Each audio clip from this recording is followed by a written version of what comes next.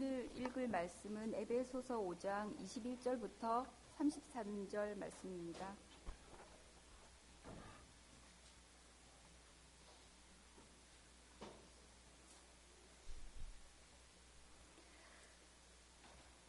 그리스도를 경외함으로 피차 복종하라. 아내들이여 자기 남편에게 복종하기를 주께 하듯 하라. 이는 남편이 아내의 머리됨이 그리스도께서 교회의 머리됨과 같음이니 그가 바로 몸의 구주시니라. 그러므로 교회가 그리스도에게 하듯 아내들도 범사에 자기 남편에게 복종할지니라. 남편들아, 아내 사랑하기를 그리스도께서 교회를 사랑하시고 그 교회를 위하여 자신을 주심같이 하라. 이는 곧 물로 씻어 말씀으로 깨끗하게 하사 거룩하게 하시고 자기 앞에 영광스러운 교회로 세우사 티나 주름 잡힌 것이나 이런 것들이 없이 거룩하고 흠이 없게 하려 하심이라. 이와 같이 남편들도 자기 아내 사랑하기를 자기 자신과 같이 할지니 자기 아내를 사랑하는 자는 자기를 사랑하는 것이라. 누구든지 언제나 자기 육체를 미워하지 않고 오직 양육하여 보호하기를 그리스도께서 교회에게 함과 같이 하나니 우리는 그 몸의 지체임이라. 그러므로 사람이 부모를 떠나 그의 아내와 합하여 그 둘이 한 육체가 될지니 이 비밀이 크도다. 나는 그리스도와 교회에 대하여 말하노라. 그러나 너희도 각각 자기의 아내 사랑하기를 자신같이 하고 아내도 자기 남편을 존경하라.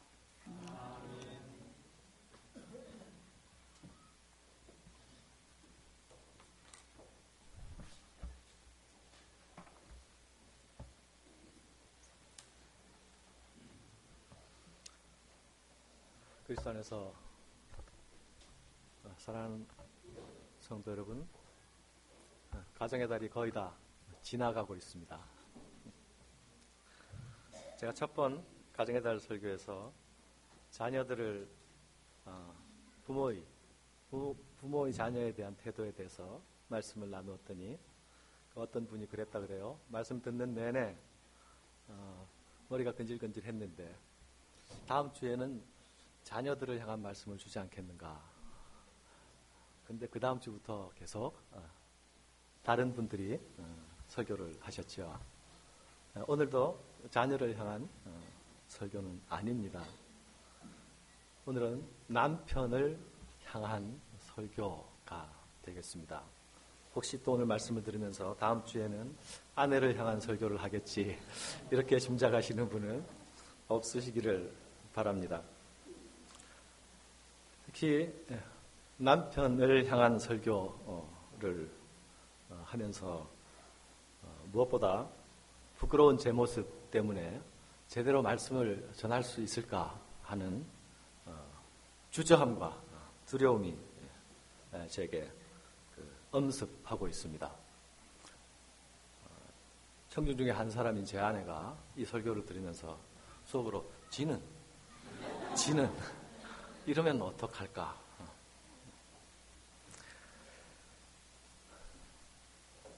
오케스트라의 아름다운 하모니를 들으면 그 많은 악기들이 어떻게 하나하나 조화를 이루어 나갈 수 있는가? 마치 하나처럼 그 굉장한 감탄과 또 감동을 그 조화 가운데서 느끼게 됩니다.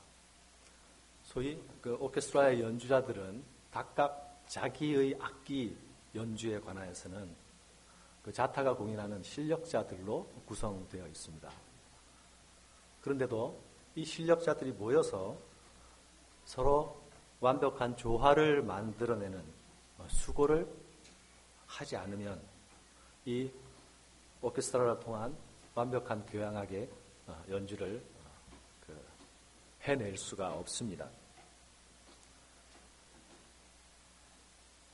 각각 훌륭한 사람들, 탁월한 사람들이 만났다 할지라도 그 탁월한 한 사람 한 사람이 조화를 위한 훈련과 노력을 아끼지 않는다면 결과적으로 모두 자기 튀는 소리만 나오게 되는 그런 결과를 만들어내게 될 것입니다. 요즘은 사랑을 이야기하면 모두 한 팀이 되기 위하여서 한 가족이 되기 위해서, 부부가 되기 위하여 함께 합치는 일, 결혼하는 일에 대해서는 목숨을 거는 것 같은데, 그리고 난 이후에 조화를 이루어내기 위해서는 별로 대가를 치르려고 하지 않는 것 같아 보입니다. 그냥 시간이 가면 좀 좋아지겠지 하는 막연한 기대 속에 있다가 시간이 가면서 확인하게 되는 것은 사는 게 그런 거지, 남들도 그렇게 살던데, 이렇게 포기가 점점 많아지고 기대 수준이 점점 낮아지면서 마침내 타인처럼 한 공간에서 공존하게 되는 모습으로 떨어지는 것을 보게도 됩니다. 오늘 말씀은 주로 남편을 향한 말씀이 될 것입니다. 저는 여러분들 앞에서 특히 저 개인적으로 수많은 약점을 가지고 있는 사람이지만 특별히 남편으로서의 자격에 대하여서는 제 스스로 무너질 정도의 자존감을 가지고 있습니다. 제가 아빠로서는 또 어느 정도 되는가 항상 궁금해했지만 작년에 이르러서야 제 아들에게 아주 조심스럽고 떨리는 마음으로 아빠는 몇 전쯤 되니? 이렇게 물어본 적이 있습니다. 다행히 낙제점을 안 받아서 제가 얼마나 감사했는지 모릅니다. 그런데 제 아내에게 제가 당신에게 몇 점쯤 되는 남편이냐고 한 번도 물어본 적이 없습니다. 왜? 그 성적표를 받아들기가 무서워서겠죠. 제가 신학생 때에 어떤 한 사모님 이야기를 목사님이 들려주었습니다. 목사님이 강단에서 설교를 하는데 한 사모님이 가재도구를 보따리에 주렁주렁 싸고 이 강대상으로 올라오시더라는 거예요. 그래서 사람들이 경악했겠죠. 그리고 그 이유에 대해서 물었습니다. 그러니까 그 사모님이 말씀하시기를, 우리 목사님은 강단에서는 천사인데 나는 천사랑 살고 싶어서 강단으로 올라와요. 오늘 혹시 제 아내가 강단으로 오기 위해서 일어서면 주위에 있는 분들 좀 붙들어 주시기 바랍니다. 결혼을 향한 하나님의 뜻은 두 사람의 각각 독립한 인격체가 연합하여서 한 몸을 이루는 것입니다. 그런데 이 두 개의 개체가 하나를 이루어야 한다는 이것이 언제나 문제입니다. 아름다운 조화를 만들어내기도 하지만 그 반대가 훨씬 많고 또 훨씬 쉽습니다. 하나님은 왜 남자와 여자로 인간을 창조하셨을까? 그리고 왜 결혼 제도를 주셨을까? 여러분 궁금해 하신 적은 혹시 없습니까? 하나님이 인간을 창조하실 때에 하나님의 형상으로 창조하셨다는 것은 우리가 알고 있는데 왜 하필이면 남자와 여자의 양성으로 창조하셨을까? 신학적으로는 이것에 대해서 어떤 답도 들은 적이 없습니다. 그런데 제가 이것을 궁금해하면서 제 나름대로 묵상한 결과 정확한 답은 아닐지 모르겠지만 희미한 접근은 했습니다. 하나님께서 스스로 삼위 가운데서 서로 사랑으로 연합함으로 존재하시는 분 아니십니까? 삼위가 서로 조화롭게 갈등 없이, 아니 서로를 향한 자발적인 헌신과 자발적인 사랑으로 그렇게 존재하는 것이 하나님의 존재하심의 형태입니다. 성경은 우리에게 인간 가운데 이 하나님의 형상을 심어주었다고 말씀합니다. 아마 하나님의 기대치의 맥시멈은, 최고치는 인간을 3성으로, 3가지 성으로 창조해서 3가지 성이 연합하게 하시는 것이 아마 최고치의 기대일 텐데 그까지는 요구하시지 않고 2성으로 창조하셔서 너희들은 이까지만 한번 해보고 이것을 통해서 내가 누구인지를 희미하게 더듬어 찾아오기를 바란다. 이런 뜻으로 하나님이 우리에게 양성을 창조하신 것이 아닌가 그렇게 생각해 보았습니다. 하나님 인간을 창조하시고 결혼 제도를 허락하셨습니다. 하나님이 이 땅에 창조 이후에 주신 첫 번째 질서입니다. 남편과 아내와의 관계는 이 결혼이란 질서와 제도를 통해서 시작됩니다. 그러나 결혼을 했다고 해서 서로가 하나를 이루는데 성공한 것이라고 말할 수 없겠죠.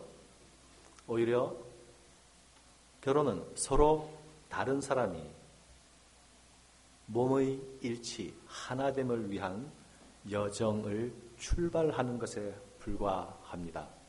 젊었을 때에는 결혼하면 신비한 환상의 세계가 열릴 것 같고 꿈의 나라가 시작될 것 같은데, 결혼한 분들의 이야기를, 혹시 그런 생각을 가진 분들이 있으면 미리 결혼하시고 삶을 오래 사신 분들의 이야기를 들어보십시오. 결혼이 실제로 무엇인지, 그리고 모범적인 가정생활을 이끌어가고 있는 선배들의 조언에 귀를 기울이십시오. 우리가 서로가 각각 다른 행성에서 온 존재라는 사실을 확인하는 데는 우리에게 그리 오랜 시간이 필요하지 않습니다. 결혼이 시작되면 바로 그와 동시에 전쟁도 시작되죠.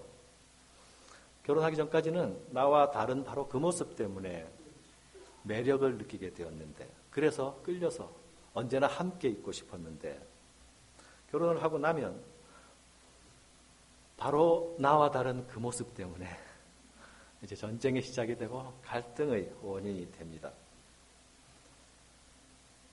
서로 다름을 확인하는 것은 조화를 위한 출발점이 되기도 하지만 또 부조화와 갈등의 원인이 되기도 합니다. 이런 다름, 이런 부조화를 위해서 부부는 서로 일치를 위한, 하나됨, 한몸됨을 위한 노력을 하지 않는다면 시간이 지난다고 절대로 나아질 수 없는 것이 이 관계입니다. 서로 일치를 위하여서는 각자가 자신의 태도와 생각의 변화를 이루어 나가야 합니다.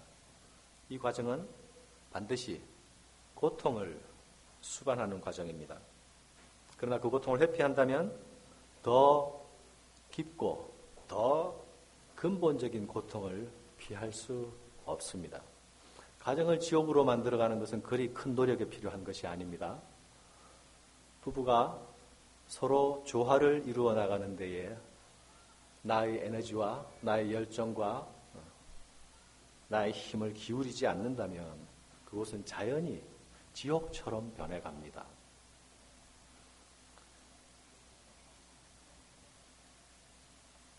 제가 어떤 설교자의 설교를 들으니까 이런 말씀을 하시더라고요. 콩 심은데 콩 나고 팥 심은데 팥 나는데 아무것도 안 심으면 뭐가 나는 줄 아십니까? 라고 물으시더라고요.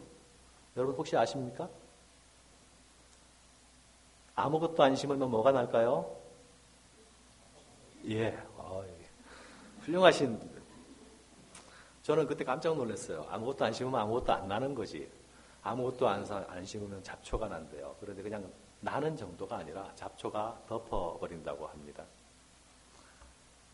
우리의 부부관계에서, 남편과 아내 관계에서 땀 흘리고 수고하고 자기를 부인하고 변화시키는 이 수고를 하지 않는다면 그 가운데 잡초가 자랄 것이고 무성할 것이고 덮어버릴 것입니다. 스스로 변화하지 않으려는 태도야말로 하나님과 사람 앞에서 가장 악하고 교만하고 이기적인 태도라고 말씀드릴 수 있습니다. 이런 말씀을 드리면 어떤 분들은 속으로 맞아, 우리 남편이 변해야 돼, 이렇게 맞장구를 치는 분이 계실 것입니다. 그러나 이런 자세는 무의미합니다. 문제의 요인을 상대방에 두는 것보다 더 문제 해결을 어렵게 만드는 것은 없습니다. 상대를 향해서 제발 당신 좀 변해줘 라고 요구하지 마십시오. 오히려 내가 변하면 내 가정이 변할 것이라고 그렇게 확신하십시오. 여러분은 부부의 연합과 일치를 위해서 그동안 얼마나 성경에 귀 기울였습니까? 성경이 무엇이라고 말하는 것에 대하여서 깊이 묵상하셨습니까? 특히